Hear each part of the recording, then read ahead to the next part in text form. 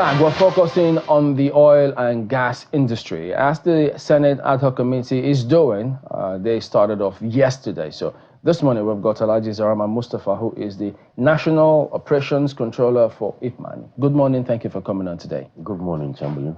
First off, your designation changed. What's going on? Is IPMAN, what's happening? Is everything sorted now or what? Well, my designation changed because knowing fully well we have some crisis within the association for the last 8 to 9 years. We were able to come together and unite as one formidable IPMAN. Sacrifices are being made for the simple interest of unity and common purpose of the association. So I happened to sacrifice my former position to take the National Operations Controller, have a formidable force where we can be able to talk with one single voice, work for the benefit of independent marketers' interests across the nation, with the government, with the public, and how best we can be able to promote our businesses. So all of those who, the group that said we also conducted elections, everything, most people sacrificed, they merged together, notwithstanding whatever elections held by whatever group. Yes, it was merged and some people have to sacrifice, you know, in such situations. Some positions were shared and we all agreed. And I assure you, IPMAN is one now. So does it mean that the next time there's an election is going to be for a singular purpose, singular, no faction? Certainly. When is the next election, though? In the next 4 years. 4 years. God's grace, yeah. But you said for the last 8 to 9 years, there's been this back and forth. Certainly. It means those who may have tried to pay attention to IPMAN for that 8 and 9 years may not have gotten the full benefit of what IPMAN could achieve if they were together. Certainly. So now that you come together, if IPMAN works together in that complex whole, what is the benefit to Nigerians? Well, Chamberlain, we first of all, I want to clearly state that we dominate about over 80% of the retail market within the country. That's the petrol stations? Yeah, retail outlets, the petrol stations across the country. Even most of NNPC and some of our major marketer stations are owned by most of our members, but we are leased from our members because of paucity of product, availability of product, and the rest. But if we can be able to unite as one single force, I believe we have what it takes to procure product, build refineries, and see how best we can be able to sustain a guaranteed supply to all our members so that their retail outlet will be met at any point in time. We have a lot of programs, but that division has not allowed us to articulate and achieve. But I believe with the current leadership headed by Alhaji Abubakar Shetima Megandi, who is now the national president, we are all working together as a team to see that all that is needed to make sure the business is prospering, the needs of petroleum product by the citizenry across nooks and crannies of the country is being guaranteed by helping the government, making sure that supply is being guaranteed at any point in time. You mentioned refinery, and ears will tingle when they hear refinery, because we know several promises. In fact, I think the last one subsists, that the refineries will come to stream in August, just August, no specific date. Now, the Senate Ad Hoc Committee is probing sabotage in the oil and gas sector, spending about, what, 1.5 billion or thereabouts for Port Harcourt refinery, which is still not on stream yet.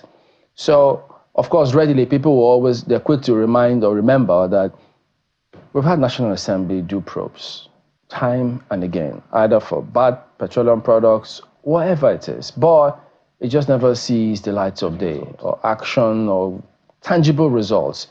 Another one is going on now. So probably for the benefit of doubt, what do you think of this? Well, for whatever reason, the Senate set off an ad hoc committee to investigate the petroleum sector for alleged sabotage. Is for them to establish that and show to the citizenry. It looks like that would be a huge task to establish that. Yeah, well, they've decided before. to do it. They knew how taxing is it before they decided to form that ad hoc committee. I believe Senate President has chosen the people that are supposed to do that, and know all the relevant stakeholders are willing to cooperate with the committee and establish if there is the alleged sabotage existing. I mean, you are a part of this industry. Certainly. Do you think that there's any economic sabotage going on there? Well, I don't believe there is any economic sabotage. You know, the complexities of the petroleum industry, if you are not in it, you won't understand some of it. Just like Dangote has been setting a lot of things on international media. For whatever reason, a lot of infrastructure, a lot of efforts, and a lot of planning has been put in place to see that within the last, I can say from 1990 up to date, you see that we cannot be able to guarantee sustained supply of petroleum product across the nation. This electric supply, sometimes there is sustained supply, sometimes there is scarcity. We have been in this for over 25 years, or almost 30 years now. What's the crux of the matter? Because even now, there are queues in the in parts of the FCT, not all over. What's the problem? It's policy inconsistencies. For example, there was this PIA. We were all celebrating PIA will bring about the final solution to some of our problems. The regulation was done, subsidy was removed in May 29, 2023. Along the way, there was a cap for the price of PMS. That's around 620. And the basis of arriving at that price of 620-something thousand naira per liter was the FX rate. And FX rate was 750 naira as at that time, May 29, 2023. Later on, FX was also deregulated. Naira was allowed to find its value by itself. Unfortunately, Naira came to as high as 1,900. That's floating of the Naira? Yeah, floating of the Naira. And its government came in, tried to control it. It is now around 1,600, 1,590 or 580. Even yesterday, CBN gave out, I think, 100 and something $million at the rate of 1,000, around 1,490 or so. So if you are basing the cost, the factor that determines the price of the refined petroleum product is factored on the dollar exchange rate. That means that what do you call it, the regulation or subsidy that was removed has somehow come back again. You mean the subsidy is back? It's back. It's back. It's glaring. So if you are buying the product at at $750 per barrel and arrive at that 620, 650 to 700 naira price across the nation, depending upon the location of where the place is. And today the dollar is 1,600, 1,500 and something. You are using the same dollar value to calculate the landing cost of PMS. Does part of the response to the question, is it that you're also saying that floating the Naira wasn't a good policy? From what you're saying. Well, with what the floating of the Naira brought about to the subsidy, I don't believe it was. What about the removal of fuel subsidy? It is okay if there is going to be consistency in the forex. Okay.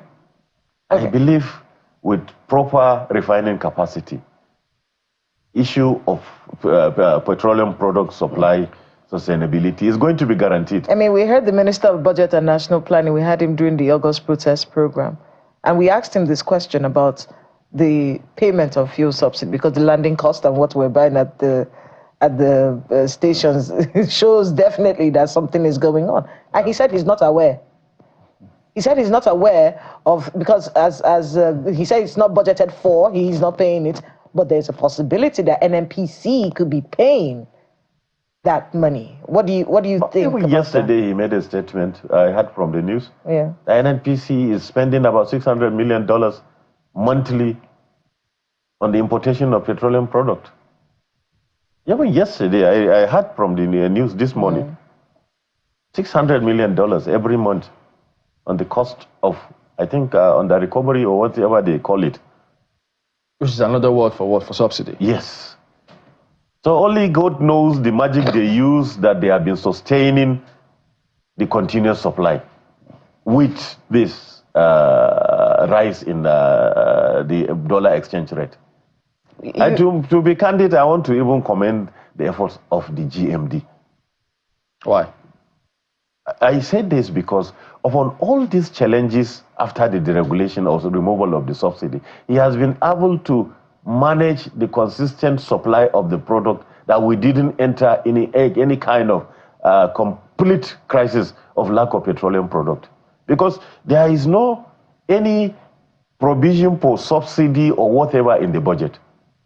The magic he uses to continue this supply within the last 8 or 9 months, because after the removal, the plotting of the Naira started to go crazy somewhere around November 2023.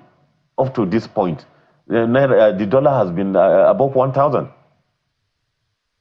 So whatever he uses, whatever magic the management of NNPC does to continue this availability up to this time, I must commend the management of NNPC. Can it be called magic? I mean, there are also comments that CBN may not be getting enough of this forex to ensure that they feed the supply and also see to the stabilization of the Naira. And then you also have questions as to, are there remittances to the government substantially? So if you talk about magic, many will just think, look, isn't it supposed to be straightforward, that the books be open for people to see that really and truly this is as transparent as can be? But if you ask lots of people today, even in IPMAN, they still question some key decisions and strategies and policies in the oil and gas sector. Well,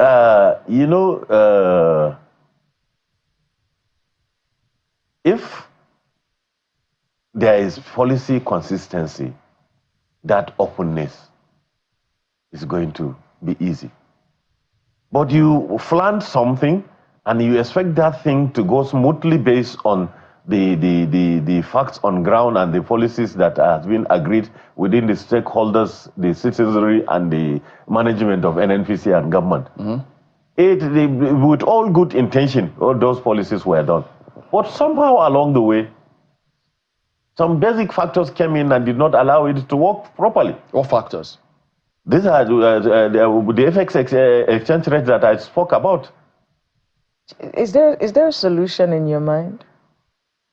Well, the solution is all the stakeholders, the government and the NNPC and other stakeholders have to put their caps and see how best they can find a final solution out of it. It's not something that any one person can say. But what's an ideal situation for you? What's ideal? The ideal solution is, last time I said it, let's have enough refining capacity. Let our refineries be working. And which I know NNPC, the group CEO of NNPC, has been working tirelessly to make sure the refineries come off. Is the magic not working with the refineries? Well, I don't know what the contractors that have been given the responsibility of revamping the refineries are doing. They have given the awards to the group general executive of chief executive of NNPC several times, and he used their awards to assure Nigerians 2 or 3 times that 1 or 2 of the refineries will start working. Because he's not an engineer, he's not the one doing the work. They contracted it out to contractors who are assumed experts in that industry, and he takes those assurances from them and use it and inform the nation that so thing is going to be achieved within so period of time. Whatever he says is not his word. It's assurances from the contractors. But if you were in that position and people keep giving you that excuse, and you know maybe as a private businessman that your business depends on the success of that, would you allow them keep running like that? Well, Chamberlain, you know, it's a very complex situation. You won't fire them? You have already committed over 1.5, like Port Harcourt refinery now. They have committed $1.5 billion for the revamping of that one part of the Port Harcourt refinery. That is the old one, the 60,000 barrels. It's not all the whole of the refinery of Port Harcourt is going to come up. Out of that, I believe 210, I think, the new Port Harcourt refinery and the old one. The old one used to be 60,000 barrels. That is the first refinery that was built in the 60s. So it is that 60,000 barrels per day that they are revamping. You have put in about $1.5 billion to achieve that. And it's not an easy task to just say, go. There are other financial implications that will follow. Maybe that $1.5 million will not even finish the work if you are bringing in another person. So in other words, we should just leave it like this, let it keep going. Whatever word they give to us, whether it works or it doesn't work, we should keep going, keep paying those monies just like that. No, I'm not saying that. I'm not. It can't be. It can't be. But there are some certain time they have given them, limit of maybe time they have given them. If they could not perform, at the end of the day, something drastic has to be taken, just like you suggested, maybe subcontracted to another person. But when such things happen, you know, there are going to be a lot of losses on the side of NNPC. I mean, you've seen the protests going on across the country. And for many people who are on the streets, their issue is this industry, the removal of fuel subsidy, and the link between that and the high cost of everything in the country, and how this is, and we saw from their demands, one of them was that the refineries should be up and running and that they wanted the fuel subsidy returned because they just can't afford to live. What do you make of those sorts of demands? You're key in this industry. What do you make of those demands? Well, their demands are congent. Their demands are inconsistent with the realities on the ground. Looking at the economic situation of the country, they have every right to go out and demand that. But the other side of it is we have to, whatever government can do what it can be able to afford. A situation whereby right now the landing cost of PMS is over 1,200 naira. 1,200 naira, the landing cost without margin of the marketer, transportation, and other logistics. NNPC sells to marketers at 565 naira or so. That means there is subsidy of almost 600 to 700 naira as at now that the price they are selling. If you say we should revert back to 200 naira or 250 naira, who is going? Can government can afford that much of a burden? The government has found itself in a very difficult situation. So all I will say is there is need for us to understand and see how best we can be patient enough and get out of this situation. The situation is very complex, not the way the general populace look at it.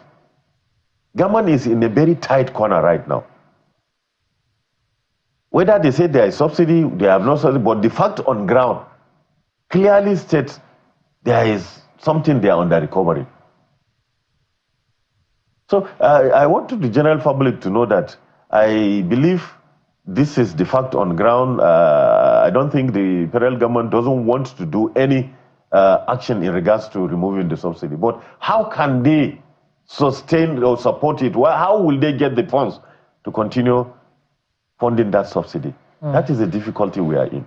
You know, the challenge is, I mean, how do people sitting and listening to you understand how? Because they question, does that then mean that the NNPC won't have that technical and productive capacity to be able to tell if these things are going to work or not? This is their industry. They should know. Nobody can come and tell you things about IPMAN that you will not know. Those are huge questions. So you can't tell me somebody comes to, well, he's supposed to deliver this, he doesn't deliver it, and we keep going on like that. Something is wrong somewhere. I'm not saying everything is right. I'm not saying everything is right, but I believe that question is going to be rightly answered by the management of NNPC. I'm not in a position to say what is wrong, what is right, and why has these refineries could not work for all these promises that has been done. I mean, you spoke about IPMAN's capacity to build a refinery. You didn't mention it in passing. You would have thought about it. You would have planned it. I mean, it would be in your head, the template, several questions and scenarios would have gone through your head. You could speak about refinery, the advantage and functionality several times. So you will clearly know if certain things are going to work and what it requires to get one working. It's the same template. Sure, it is. But I'm not part of the management of NNPC that are running the administrative process of achieving successes in terms of repairs of refinery and managerial distance. So I'm not in a position to give that answer. I believe NNPC will be the right person to. Is it true that in this oil and gas sector, I mean, people usually would just rather stay on their turf because if they speak about certain agencies, certain people will not be exactly too happy with them. So they just say, look, Senate, whatever, ask them direct questions, let them tell you. They don't have the answers. You should have the capacity to know if somebody's lying to you or not. Come again, please. I didn't understand you. Is it true what they say about the oil and gas sector? Yeah. That people who operate there usually just don't like to perhaps comment, or even if it's directly not in their own line of thought or their own industry, their own strata, midstream, upstream, or downstream, they just want to stay in a certain corner, because if they do, certain persons will be upset with them and it may affect business.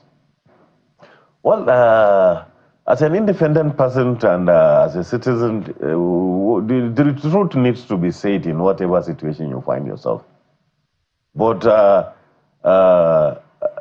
in a society, there is information management, and there are certain things that there is the reason why you should say it, and there is no reason. There is reason why you should not say certain things, especially things that has to do with maybe issues that if you discuss and maybe talk about it, it will hit off maybe the nation, the security, as if we say the truth, the way it is. Yes, there are information management in whatever thing we are doing. Because, okay, go ahead. Is it a fact to say, listening to you now, that at the end of the day, the Port Harcourt refinery, even though the Senate is saying, look, how could we spend 1.5 billion and it's not functional? Yes, they've said it's going to come on stream in August. It is also very possible, isn't it, that it will not come on stream in August?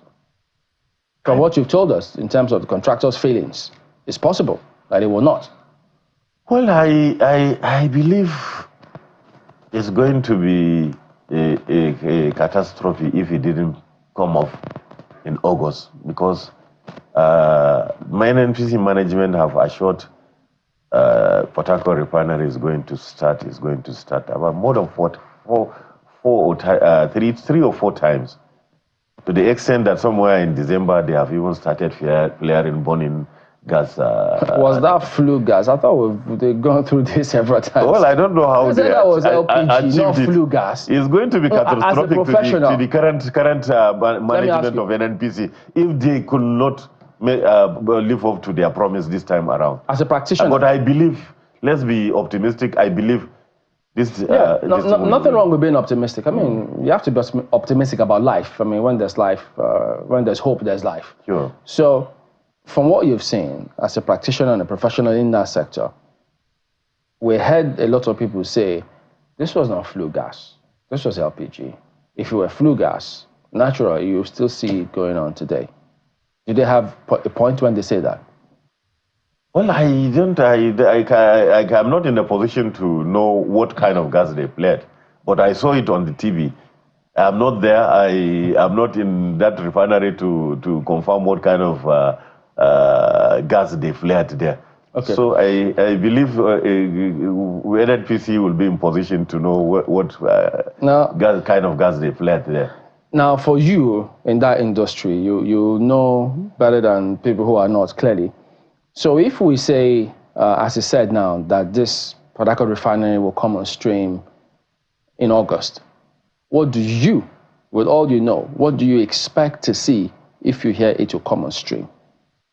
Well, if it comes on stream, at least it will alleviate the... No, in terms of how is it going to be functional? If they say it's going to come on stream, what does it really mean? Well, I think it's not going to work as it used to be before, because NNPC is limited now. The refinery is on its own. It's an entity under sub-companies of NNPC. And I think when they were taking even that loan of 1.5 billion naira from, I think, Afrexim Bank or one of these African financial institutions, there is this understanding that the refinery is going to perform independently and sell at whatever prevailing market price for them to recoup their cost, and it's not going to be run like a government entity like it has been before. So I believe with the refinery coming off, it will really boost the demands and supply of especially PMS of nothing less than 11 to 15 million liters daily. I mean, I'm optimistic, but I'm scared. You know how? Don't be. Let's just. I don't want to have my hopes up and have them dashed. Like you said, this has been going on for so many years. And you know, that's the thing about a lot of Nigerians who are listening to you right now. We want our country to work, but we're tired of hearing that it's coming on board. It's coming. We're doing it, and then it's August now. We're counting the days in August. It was supposed to start this August, no? I think today is 9th, have you? It's the 9th of August. So we have about 21 more days or 22 days to go to be watching to see if this is going to work out. Should the Nigerian be optimistic right now? Should we expect this to... Will it work? Is it going to happen? I am confident and optimistic that this August deadline is going to be a realistic deadline. Now, speaking about realistic, there are contexts to that realism, because the last time we heard it was going to come on stream, much later we then heard they had mechanical completion. That was not all. People thought, what is going on? So that's what I'm asking you. When they say it's going to come on stream, what does it mean? Is it going to be what? Which time do we? Is it going to be producing? It will come on stream fully producing all the necessary components that refinery is supposed to produce. That will mean that, for a start, basically, there will be petrol as a result of that functioning. Sure. To what extent? At least the capacity, 60,000 barrels can give you somewhere around 10 to 12 million liters of PMS. And that will drive down this price? Of course. It depends on how much they are willing to sell. How much do they get the crude? Because they are buying the crude at international price too. They have to pay that loan they took. They took a loan, that $1.5 billion is a loan they took from one of these African financial institutions. I don't know which one among them. With the promise of paying back the loan from whatever they recoup from functions of the refinery. So the refinery will work just like Dangote. Yeah, of course. How do you mean just like? Just like Dangote, because it's going to work as a profit-making refinery. But the challenge is that, Dangote also had. PIA has backed them. NNPC is no more run like it used to be. It is a limited liability company that is working to get profit for its shareholders, who are the Nigerians. could you speak to us on this matter? You know, that directive came through that they should sell crude to Dangote refinery in Naira. Yes. What is the implication of that? It's just the currency. But whatever they are going to sell in Naira is going to be calculated based on the FX. FX, you know, so what was the point? The point is, it will reduce the demand, the pressure on the Naira. You don't need to be Naira or dollars? Pressure on the Naira. Pressure on Naira will be chasing dollar continuously. That's what I mean. Okay. So the volume of demand of dollars is going to drastically reduce, which will maybe give some kind of value appreciation to our currency. Okay. That is one of the reasons they made that statement. Even that policy, sorry. Even though with respect to the price of the petroleum product, we've also heard supply. Yeah, that it will not have any direct consequences on the price of petroleum products in this country. Is that right?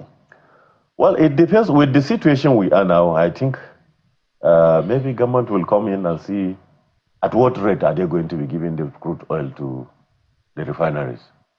If they want an easy way out, maybe some of the heads of the government, the ministers and the rest, and the management of NNPC might come and say, can we find a way of discounting the crude for local consumption so that we can get a very affordable price for the citizenry with all these protests and other things, and the economic situation and the difficulties and sufferings the economic situation has brought to the people. How do we get about it? I think the cabinet of Mr. President should come in and see how best they can be able to supply maybe at a cheaper rate so that the price will come down for people to get the petroleum product at an affordable price where they can be able to continue. Has IPMAN perished the idea or notion that they too wouldn't mind either importing petroleum products or something? Is that still a consideration for IPMAN? Playing a bigger role in that sector?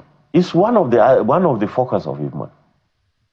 If we don't have the required supply that we need from the refineries, we can... That's what, crude supply? No, I mean, we are not into crude. We are talking of importation. Yes. Not export. If we're talking of importation of refined petroleum products, is that what what you're asking? Yeah. So if we cannot be able to get what our demands, and demands of waiting our stations, getting enough product to wait our filling stations, retail outlets.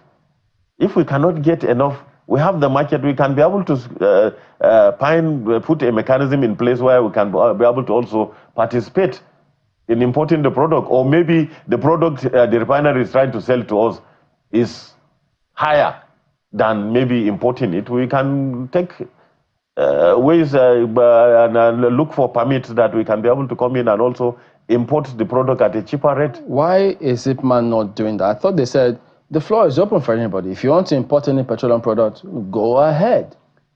It's not possible because the policy does not allow you to import and make any profit. Which policy? I said landing cost of PMS is about 1,200 naira. PMS is sold for 600, 700 here in Nigeria. How can you buy something at 1,200 naira and come and sell it at that price? That's the policy cap of the capping of the price. So are you saying that we have not fully deregulated? We have not. That is a fact. There is still a price cap. Look at diesel now. Diesel is completely deregulated since Obasanjo area. And how much is it? 2004. So what's the benefit of deregulation then? Well, the benefit is not that much to the common man.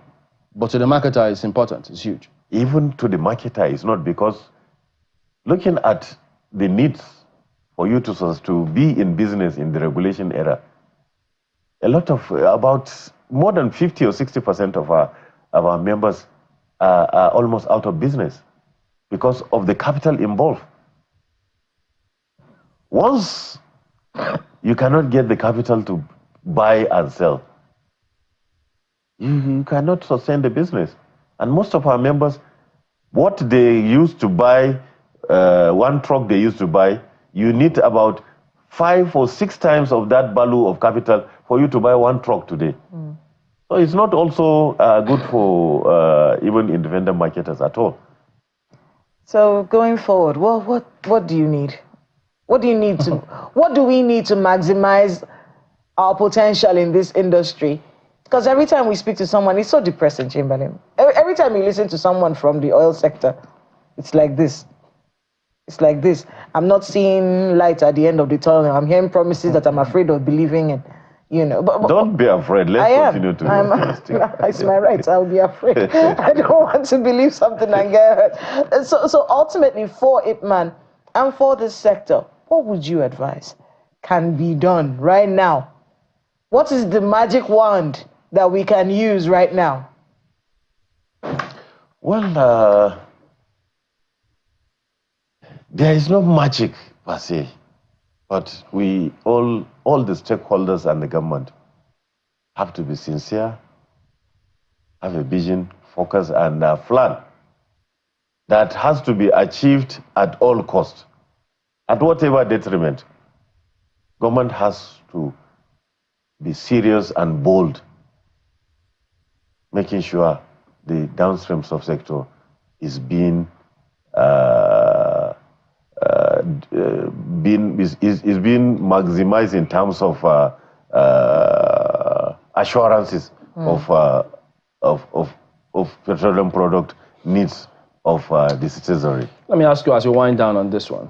If NNPCL begins supplying Dangote crude, I don't know to what capacity, because of the full sale agreement that Nigeria has, what then happens to the Port Harcourt refinery or other refineries if they come on stream in this country? Will Dangote still be getting the same amount of crude? What happens to all the others? I don't think so. Because that 450,000 barrels per day was meant for the 4 existing refineries for local consumption. That was done as far back as 1980s, while all the 4 refineries were functioning. The Kaduna refinery is about 100,000 barrels per day capacity. Port Harcourt is 210,000 barrels per day capacity. And I think Warri, combined capacity of the 4 refineries are 450,000 barrels per day.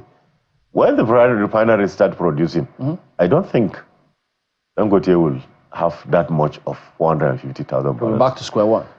Well, they have to get another, all other people that have the fields, the crude oil fields. By then, maybe Dangote will be working to get more sources of feedstock from the existing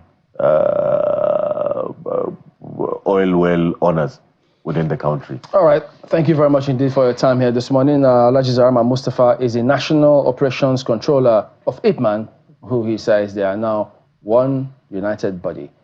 Business Morning on Sunrise Daily comes up next.